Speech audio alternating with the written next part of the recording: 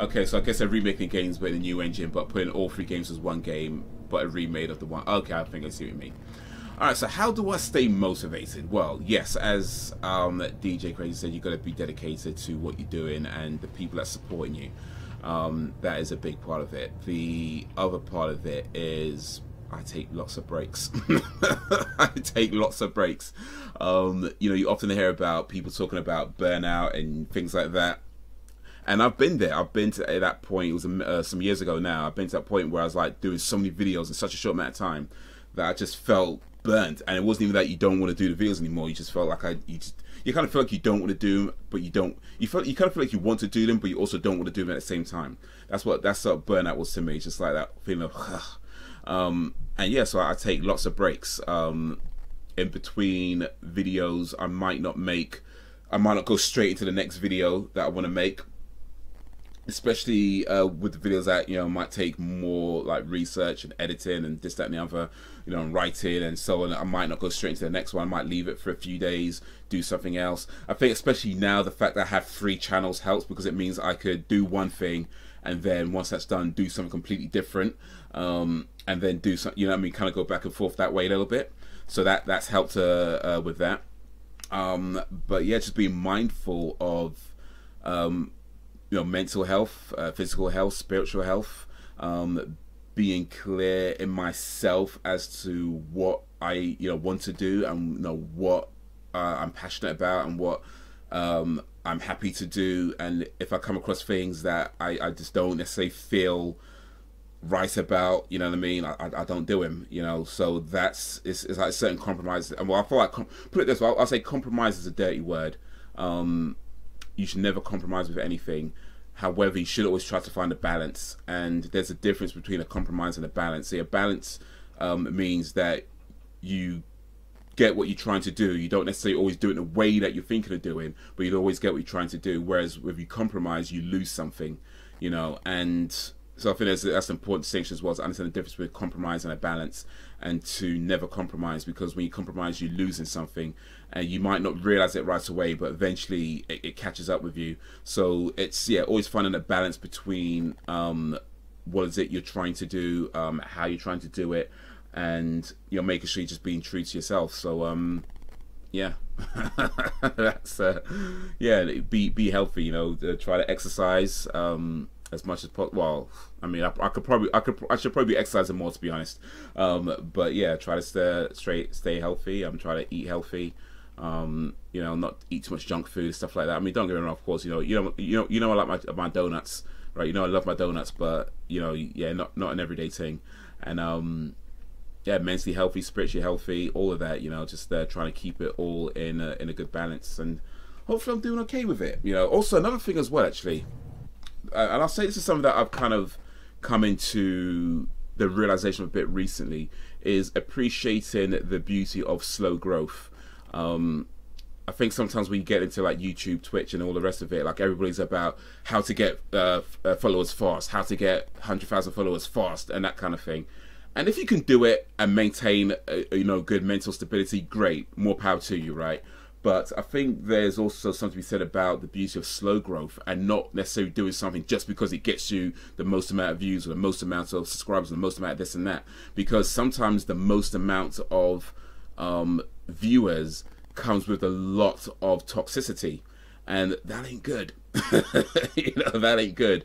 And I've seen a few examples of that where I've had videos that have done really well in terms of their view count, but it just came with so much toxicity, and I was like, you know what, I'm not doing that. I'm not going through all this to get all these numbers if it just means I have to deal with all this negative attention. Especially, it's like I'm just me, you know what I mean? It's not like I have like a whole team of this, that, yeah, I'm just me.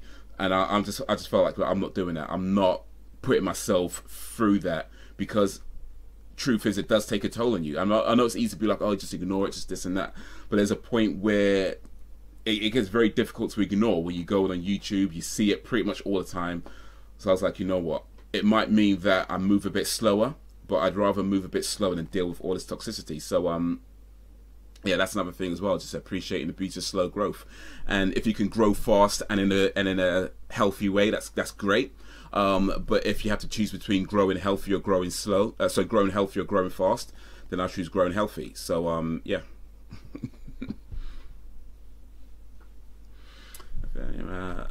Finally made it to Twitch affiliate with the basically no dedicated fan base, and now I barely stream because nobody shows up. Oof. Damn, man. Gotta do something about that. Gotta do something about that. Let's find DJ Crazy. Like I say, we've got to show support to the people who show support to you. So let's find DJ Crazy, and hopefully we could try and make a few streams here and there. So what's that? XX DJ Crazy XX. Here we go. Make sure I'm following that. And for anyone else who'd like to give Mr. DJ Crazy a follow over on Twitch, there you go.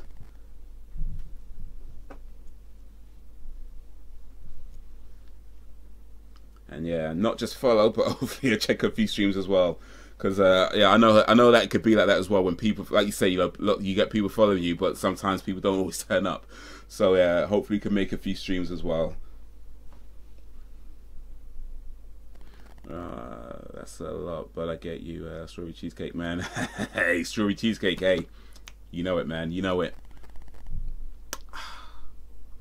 Had some cheesecake today actually. It was a vanilla cheesecake though, but not strawberry. But still, cheesecake's always good, no matter the flavor. But strawberry cheesecake, that's where it's at, and you know it. I get bored streaming to bots. It's so good, man. Appreciate it, man. But yeah, I think there's I mean, when it comes to like I say, you go support the people who support you. I mean, I do feel like I mean, there's again, there's balance to that as well, because I never want to be the type of person who only supports the people who support me, because I feel like that is a bit lame, you know. Sometimes you gotta put it out a bit, but yeah, you do find sometimes where it's like not everybody who is on your social medias, or even people who know you that you know in real life, you know, gives a shit about what you do. And it gets to a point where sometimes it feels very, very clear that they know what you're doing, they see what you're doing, they just don't really give a shit about it. So it is what it is. It is what it is. And at the same time, I don't want to be the guy who's like, well, if you're not going to support me, I don't want to be that guy. But there's this thing that a friend of mine says. My friend is a life coach, by the way, so she's a professional at this sorts of thing. Her name's Lena Kay. Definitely check her out. But she's a life coach, and she talks about giving from your saucer and not from your cup. And how she describes it is that if you have a cup, right, and your cup has water in it, when do you start giving, right? Imagine you're a cup and the water is, say, your energy. You know, when do you start giving? Now, if you start giving before the cup is full, you yourself are always going to feel depleted, right? Because you're giving before you've reached, you know, before you've got anything. You're giving before you have anything, so you're always going to feel depleted. If you start giving when your cup is full, you know, you might be okay for a while, but then again, eventually you start to feel depleted. You start to feel, you know, empty, right? But if you let your cup overflow, and then it starts going into the saucer, yeah, and you start giving from your saucer, you'd always be full, all right? Because you're just giving from the excess. So that's something that I try to keep in mind as well. And anytime that I start to feel like I'm being depleted or my energy is not being replenished, take a step back. You know, just take a step back. You know, reassess what I'm doing. Try to realign my chakras and all that stuff, my energies. But yeah, you know, be mindful of that sort of thing, because when you start to feel depleted, it means that you're giving more than you're receiving, and that's great for the people that are receiving from you, but for yourself, you just start to feel like something's wrong here, and then you can't really keep giving to people if you're not being fulfilled back. So if the fulfillment isn't going to come from others, then you need to fulfill yourself. You need to fill yourself up, right?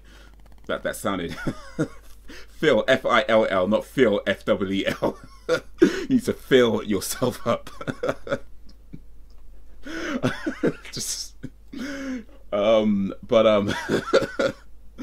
point is, yeah, if other people aren't filling your cup, you need to fill your own cup. But you need to take a step back in order to do that, and then make sure your cup is overflowing, and then you can start giving again. So yeah, it's another thing that I try to be mindful of, just whenever I start to feel my energy is low, that kind of thing, and just take a step back. And like I said before, I take plenty of breaks. I take plenty of breaks.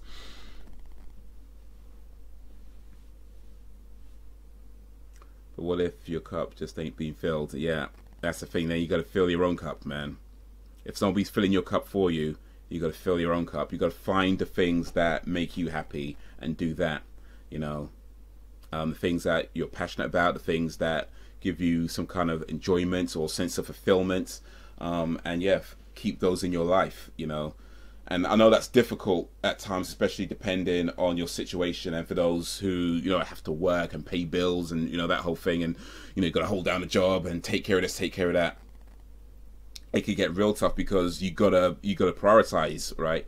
But even if it's like a few minutes a day or whatever, maybe a few minutes a week, whatever you can find, whatever time you can find to have that time for yourself, it just makes you a better person all round, because you are always going to be the best version of yourself for other people when you are the best version of yourself for yourself. So yeah, you got to find that time, even if it's just a few minutes here and there, but you got to find that time for you to fill your cup, to fill your own cup. If nobody's filling it for you, to fill your own cup, and to just make sure that you keep the things that you are most passionate about in your life, and keep those around you. Take breaks. Take breaks. I'm a big advocate for taking breaks. Take as many breaks as you need to.